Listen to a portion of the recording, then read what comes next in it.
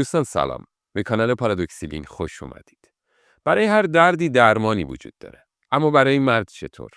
نبودن آدم‌ها و خلایشون رو چطور میتونیم پر کنیم؟ شاید رفتن سر مزارشون کمی آدم‌ها رو تسکین بده. تو خاطر امروزمون شهریار میره به دیدار دوستان قدیمی خودش. بریم خاطر امروزمون رو بشنویم. اسم این ویدیو شهریار در ظهیرالدوله. روزی استاد شهریار از آقای سهند خواستند که ایشان را به گورستان ظهیرالدوله ببرند تا آرامگاه دوست صمیمیشان ابوالحسن خان صبا را زیارت کنند.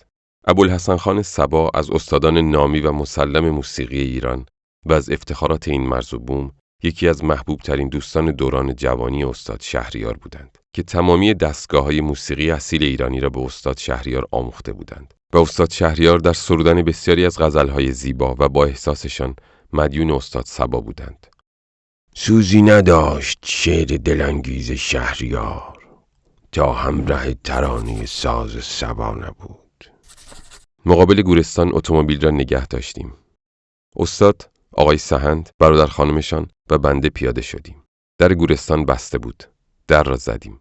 2 نفر با لباس درویشی و تبرزین به دست و ریش بلند دم در آمدند.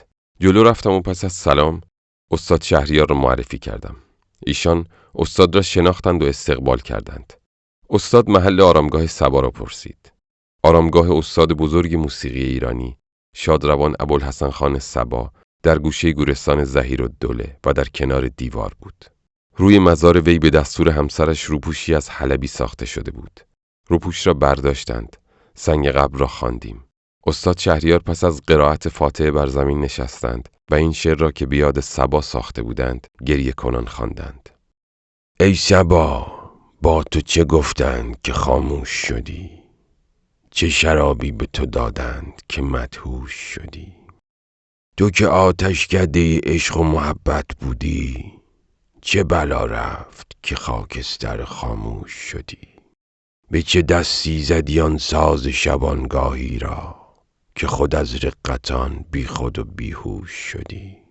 خلق را گرچه وفا نیست ولیکن گل من، نگماندار که رفتی و فراموش شدی. ای مزاری که صبا خفته به زیر سنگت، به چه گنجینه اسرار که سرپوش شدی؟ مویه های استاد شهریار به یاد استاد صبا اشک مرا هم بی اختیار روان کرد تا اینکه ایشان را از سر مزار استاد صبا بلند کردند. بر سر راه آرامگاه صبا تا آرامگاه ملک الشعرای بهار لحظات پرشکوه و ساکت و سنگینی داشتیم. آرامگاه استاد بهار قبه و بارگاه مجللی داشت. نشستیم و فاتحه‌ای خواندیم. سر استاد شهریار در میان 2 کف دستش با یاد استاد بهار نجوایی داشت. صحنه تفکر برانگیزی بود.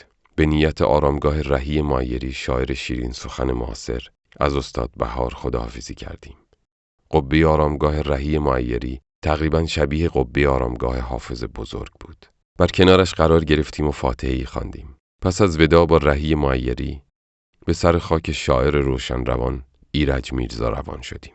استاد شهریار پس از نشستن بر سر قبر ایرج میرزا این شعر را خواندند. ایرجا روح تو شادان که مرا تا غم دل، خواست دردی شود این بیت به درمان آمد. یاد ایام جوانی جگرم خون می کرد، خوب شد پیر شدم کم کم و نسیان آمد. بعد از ترک مزار شهسوار سخن شادروان ایرج میرزا بر آرامگاه هنرمند بلند آوازه معاصر کشورمان بانو قمرالملوک وزیری قرار گرفتیم که نزدیک آرامگاه ایرج میرزا بود. استاد شهریار چنین به سخن در آمدند. ای عاشق روی قمر، ای ایرج ناکام، برخیز که بازان بت بیدادگر اینجاست. تنها نه من از شوق سر و پا نشناسم، یک دسته چو من عاشق بی پا و سر اینجاست. با دنیایی از حسرت و غم در سینه مزار قمر ملکه آواز ایران را ترک کردیم. مزاری که با بی‌اعتنایی تمام مهجور مانده بود و نشانی از شأن آرام گیرنده‌اش نداشت. هنگام ترک گورستان ظهیرالدوله استاد شهریار این شعر را قرائت فرمودند. رفتند دوستان و مرا جا گذاشتند، تنها مرا نبرده و تنها گذاشتند. داغ معاشران همه یک جا چه مشکل است، میراث خضرگو همه با ما گذاشتند. چون شد که کاشتند مرا پای در سرا، خود پای بر سریر ثریا گذاشتند. هر عاشقی شکیب ندارد به داغ عشق، هر عاشقی شکیب ندارد به داغ عشق.